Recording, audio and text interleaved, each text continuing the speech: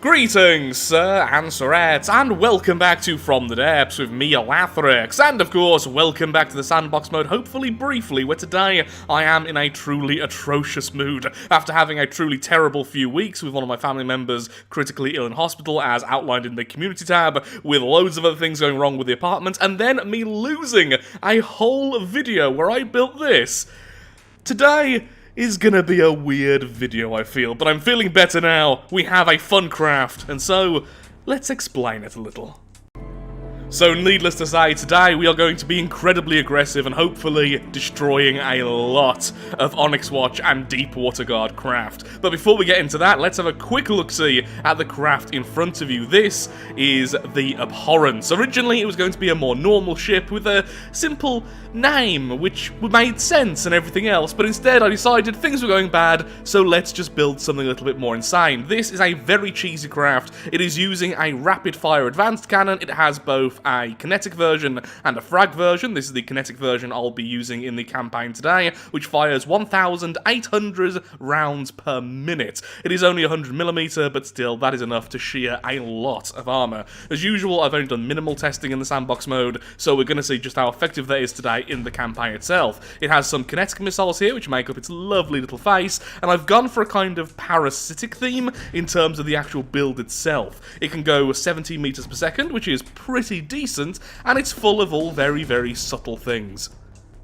Like this wall. It's a very subtle wall. And honestly, I'm really happy with it. Now, the problem is, the frag version, which is actually slightly more effective, it fires 1,400 rounds per minute, but using frag shells, is also just a flying bomb. This thing may look big, but it's only 6,000 volume. It's only a little bit bigger than the Envoys. It's just very expensive because of the advanced cannon and the missiles coming in at 180,000 resources. So that is the Abhorrence, and hopefully we're going to see it in detail in the video to come. So, back to the campaign itself. Let's destroy some stuff.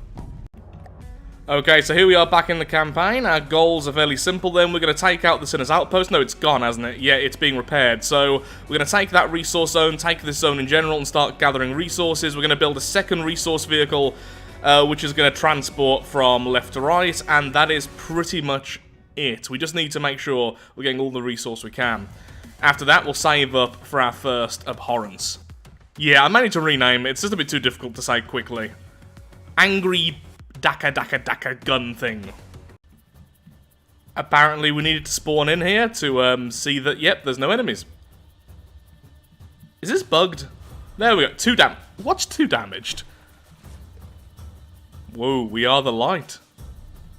Okay, well, that's ours now. Got enough resources, fantastic, just to put down a really basic little harvester. At some point, I will make a custom harvester, which is a bit more pretty on the eyes, but for now, you know what, let's shove this one right underwater, because why not? Well, other than the fact, of course, the actual harvesters don't work underwater, but this is just nice and easy, since it takes up no energy now to maintain itself. It's a stick, but it's our stick. Yeah, that'll do.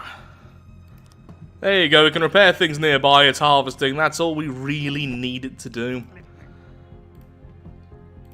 Okay, so the Frenzy's returning. One Envoy is moving out to attack the Rapier. The enemies aren't really attacking us in terms of the Onyx Watch. In fact, I think the Onyx Watch may be attacking the Deepwater Guard still. And we can start saving up for our new craft. Fantastic. Oh yeah, and I've just built a new transport.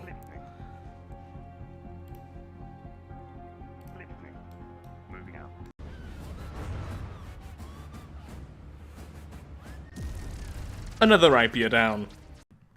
I am very nervous. There's another iron cord. Oh god, there's 3 iron cordons currently just floating around.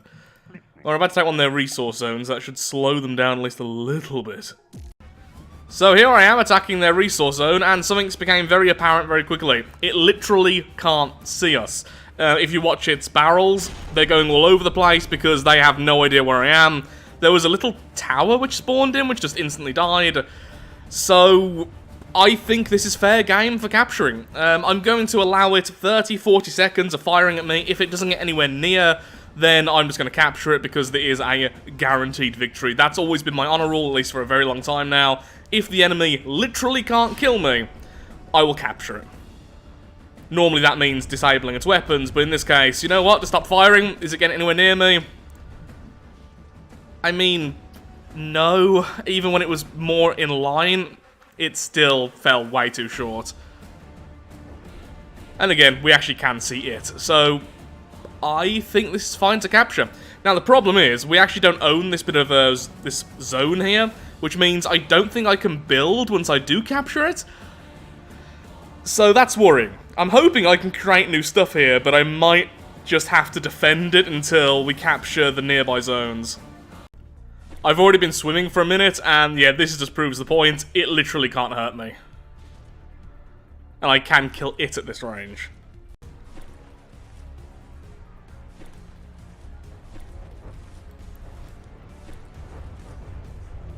Yeah, we could very easily hit the target. Just making sure. Oh, stop, stop. Oh, that's so much wasted resource. Why did I do this? Oh, even the torpedoes can hit it. Why is it in the water? Well, one big jump, I'll be on board, and then we just need to find the AI, which I assume is in the central tower. There's a big tower there, so... Door there. Anywhere else? Nope. Well, welcome aboard, if that's the only mainframe. Which it is. Wow, that's an exposed mainframe. Well, I suppose this isn't really meant for combat, despite all the weapons. So, how much are you actually worth? And can I build all... No, okay, yeah. So I can't build because I'm in enemy territory. You are worth...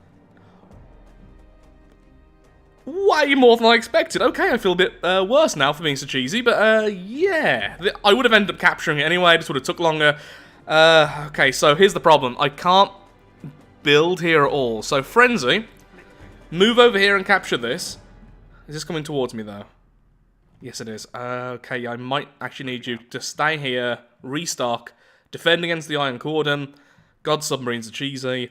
And then what I'll do is I'll make a new transport, or 2 new transports, and I'll send them over, and then we can scrap the furnace, grab the resource, run back. That's what I'm going to do.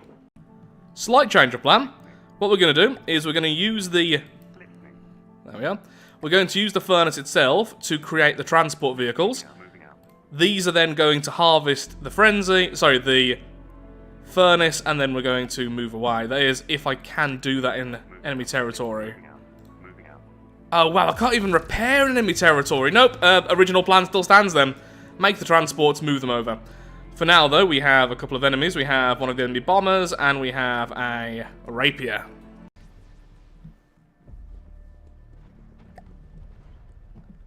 Enemy flyer being peppered with some very weak anti-air stuff. Missiles not doing a great job. Still need to work on those. Ooh!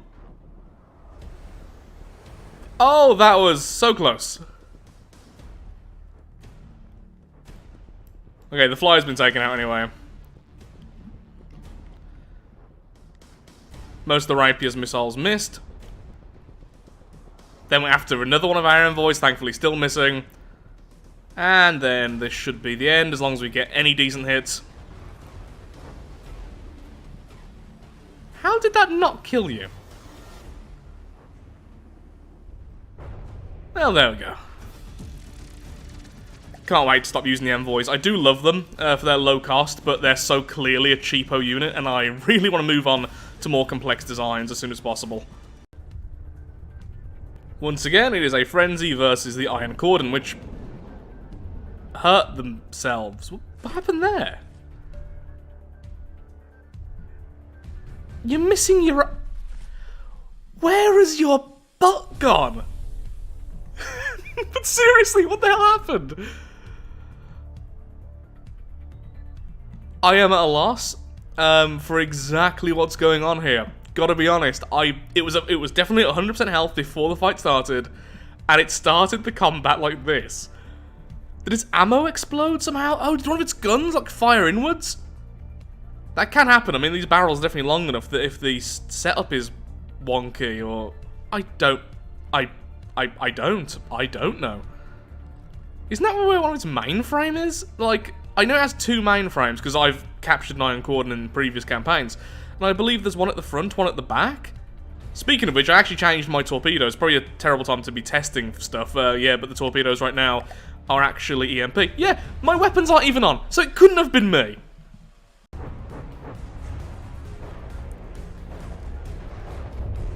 Also, as an aside, thanks to everyone who mentioned about the explosive damage, doing more damage underwater. That is completely true for advanced cannons as well. It turns out it still doesn't make up for the 25% damage loss that we're currently suffering from using the specialist turret type, sorry, specialist shell type. But yeah, so the shells are a little bit better than I originally thought.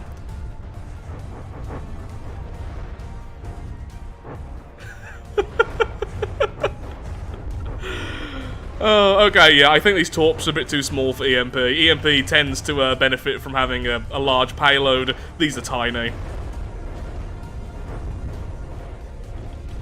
Just slowly whittling it away. The enemy missiles, well, the enemy torps are all missing because of our distraction sticks. Pretty boring fight, honestly. Still won't capture it, though, since it still has a chance of hitting me. The distraction sticks don't always work, it's not a 100% thing, and honestly, if we do get hit by one of their large torpedoes, we are pretty much dead.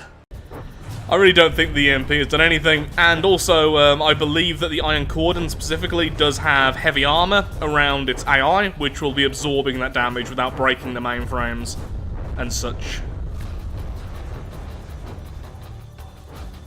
Oh, health below 80% and sinking. Not anymore, but it keeps on sinking, so eventually that's going to be the end. Distraction sticks. Oh, if those wondering how these work, they are just this. Loads and loads of sonar, target simulators, regulators, and a harpoon. That's it. Because they're so big, they do generally work. So far, I think I've been hit by like one torpedo in testing, and that's it. Really wish I knew what happened there. Well done though, Frenzy. Countering the Iron Cordons. Hopefully you'll fight something which can fight back soon. Did one of its own missiles just detonate on itself? Stop hitting yourself. It's confusing more than anything. Okay. Grab the resource left there, go there. Then defend against that Iron Cordon. Right now, just ignore the Shrike. Hopefully the Onyx Watch and the Deep Water God just fight amongst themselves. I think they're at war. So how I think the healing works, since the Frenzy is now healing from its single repair bot, is that any tile you can capture, which is essentially ones which are adjacent to territory you own, you can heal in, but I don't think you can actually build in. Am I correct with this? I'm kind of hoping I'm wrong here, because it'll make life a lot easier. Oh, I love how this thing swims. Anyway, new blueprints, vehicle, blah. Oh, no, you can just full on build in those adjacent tiles. So, yeah, what I'm going to do is just capture this tile then. That way we can do whatever we want with the furnace nice and easily.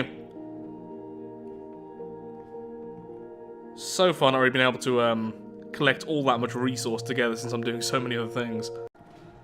Fighting another Iron Cordon, this time much closer to our territory. In fact, in our territory, trying to take over.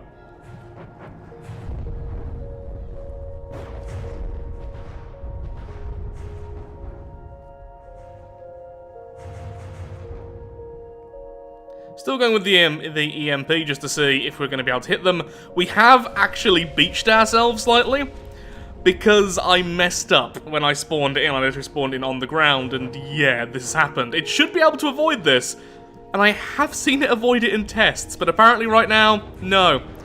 It just really wanted to sit on the ocean's floor.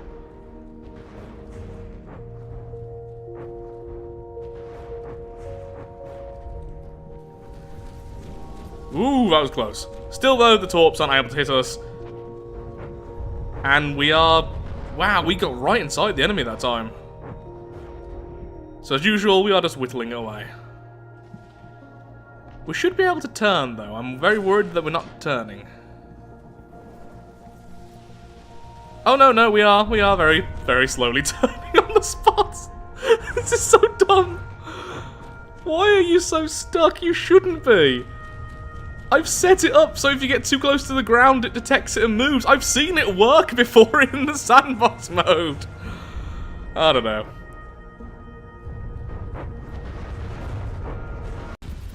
I had to get out and take a look at this. Oh, it's so stupid. But yeah, the EMP seems to be a complete waste. Just nowhere near enough to really do anything. I haven't seen a single weapon turn off. I haven't seen an AI turn off. I think it's got too many surge protectors in addition to the heavy armor. Yeah, there's the heavy armor block. It's just not going to do anything. Unless I really dedicate to EMP, which obviously I haven't.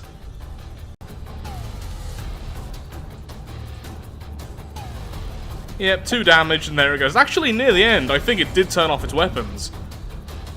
Why do its missiles always end up hitting it at the very end? I guess maybe I'm damaging the missile system, so I'm taking off its identify friend or foe. Either way. Listening. Moving out. One more iron cordon gone, and I need to move back and keep trying to protect this. Turns out as well, ooh, where is that thing moved? But yeah, the Deepwater Guard and the Onyx Watch are at war, so I'm curious to see if they're ever going to fight each other. So far they've just kind of been posturing at the border, but that's pretty much it.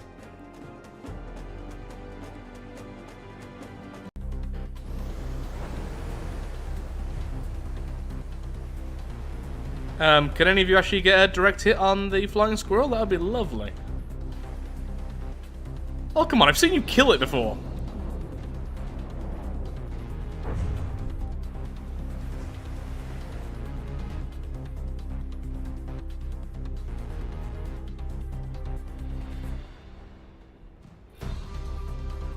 Ooh, lovely explosion there. Okay, goodbye to you, and now back to the flying squirrel. How did you all miss so badly? Again, I've seen you use that very weapon to kill the squirrel before. There we go. Some terrible luck, I guess, on the first few shots. Okay, all line back up. Still doing a great job holding the line, lads. Heal up. Now back to over here. Our very first little abhorrence is now here and ready to serve. Okay, so that's ready to go. We're going to, of course, send it against the Iron Cordon on its own to see how it does. It is much cheaper than the Iron Cordon. How expensive is the Iron Cordon? God, yeah, much cheaper. How much resource does the...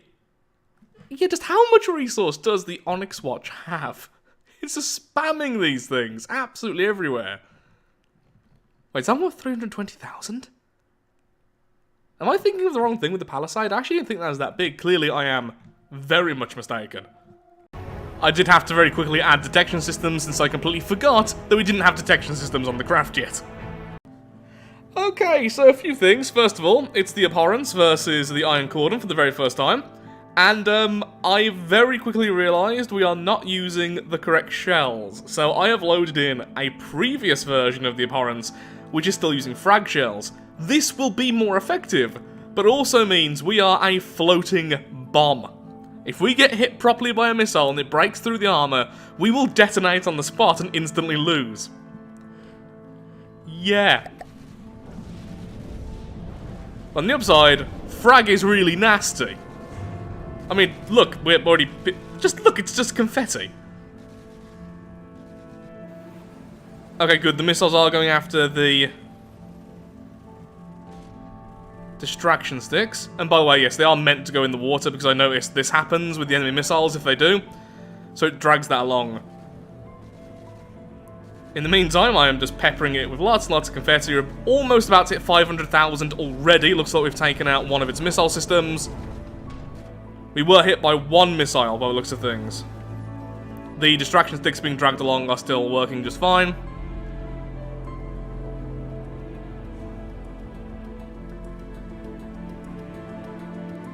It's a very chill kind of damage.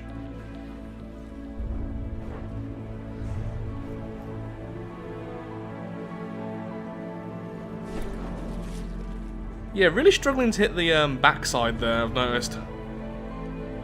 About to hit 1 million damage, and were we hit by another missile? Yes, I think we were, but we have tanked both of them.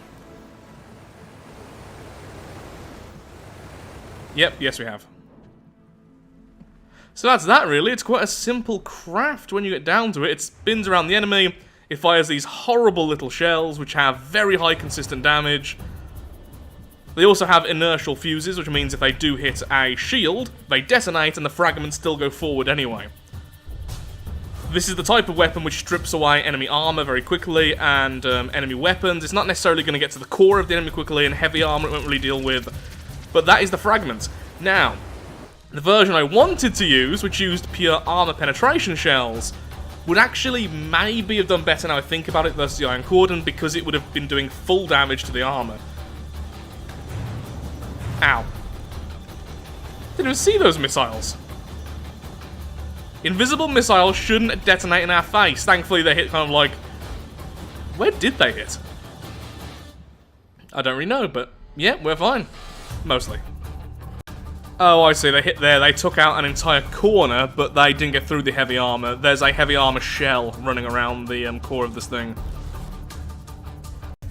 Although the engines on the Abhorrence are still mostly more efficient ones, because of its sheer small size, it's not as efficient as the other designs I have. So as you can see, it's burning through material far quicker. Thankfully, it's also moving faster, which certainly helps to offset that, but yeah, the Abhorrence definitely is the next tier of our designs. Also, I apparently just let a Shrike just walk right in there, so if the Envoy could just go and stop that, that'd be great. Oh yeah, single Shrike with a single Envoy, no chance. When a cram hits your eye like a big pizza pie, that's amore. Oh dear.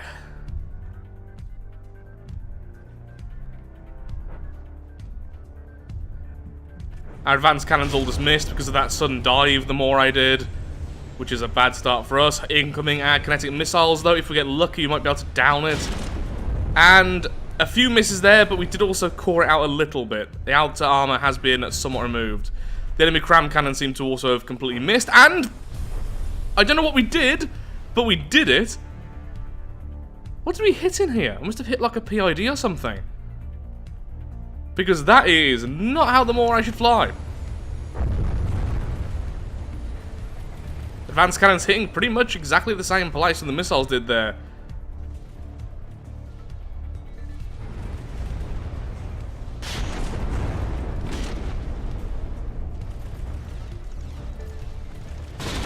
If I wasn't going to start phasing out the Envoy soon, I would do some changes to those missiles. Oh, that's your butt.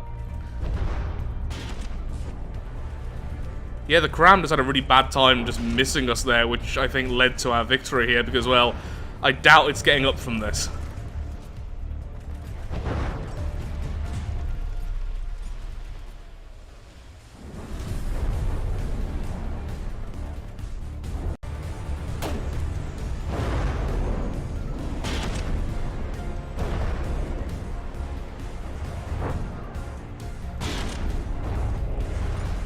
If it stops firing for even a second, I'll try and capture it.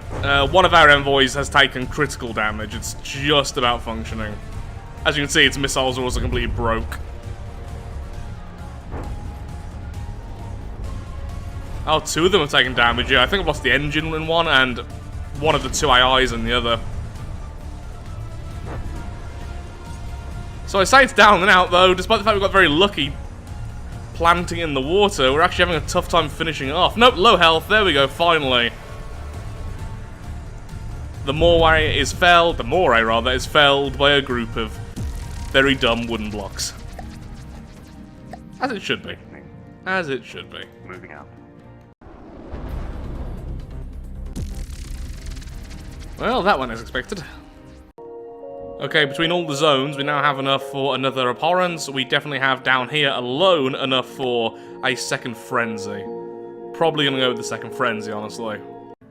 Okay, we're about to fight against the Palisade, so what I'm gonna do is change the AI here so that we're going left and right rather than just purely one direction, because the Palisade, I think, is either going to be a cram cannon craft or a missile craft. Either way, I don't want to be continuously going to the left or continuously to the right, because what would end up happening is that if it's missiles, they'll go after our distraction sticks, but then we're going to be to the left, they're going to curve into the sticks, and then go straight into our face, we're going to die. If it's cram cannons, they can lead their shells too well against us, so left, right might be better.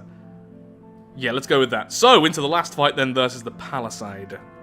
So here we are with the Palisade, and it turns out that, yeah, it is definitely a missile craft, so I'm really happy I made those last minute changes, because it does worry me sometimes that I'm going in a circle, especially quite slowly. The missiles can kind of arc into you with the distraction sticks, and that can lead to a lot of problems, as you can well imagine. And honestly, this looks like a terrifying craft. When I first saw it, I thought it had 4 missiles, and then quickly realised it's actually 4 times 4. We have little cram cannons on the side, we have...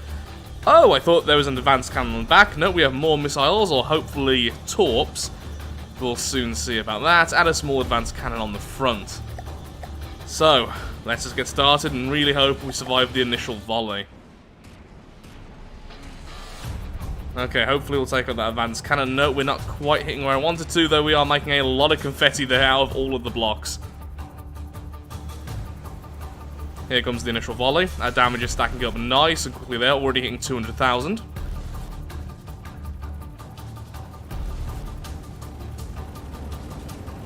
Did you just bounce upwards from actually hitting the distraction?